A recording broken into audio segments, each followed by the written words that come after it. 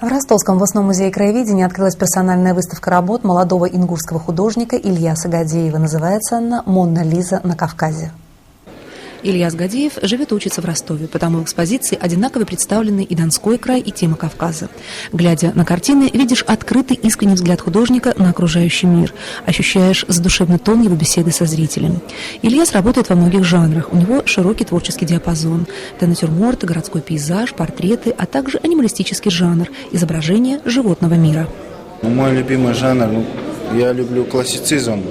Больше к этому склоняюсь сам. Я участвовал на разных пленерах и уезжал на выставки. Во Франции принимал участие в конкурсе художников, занял первое место там. И в Польше, и в Финляндии. В Польше занял третье место, в Финляндии, в Швеции участвовал. Художник, когда пишет картину, он выдает свои чувства, что он чувствует на данный момент, свою любовь. Что немаловажно для нашего многонационального города, подобные выставки помогают лучше понять друг друга, ведь искусство призвано сближать людей. Художник постарался выразить в своих работах, как он видит Донскую землю, мир в целом и, конечно же, свою родину Ингушетию.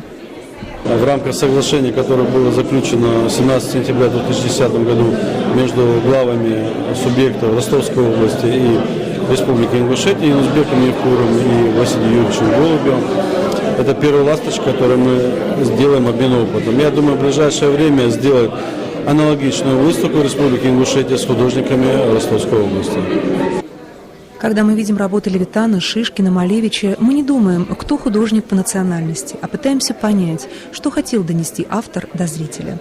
Познакомиться с работами молодого ингушского художника Ильяса Гадеева вы сможете в течение месяца в Ростовском областном музее краеведения.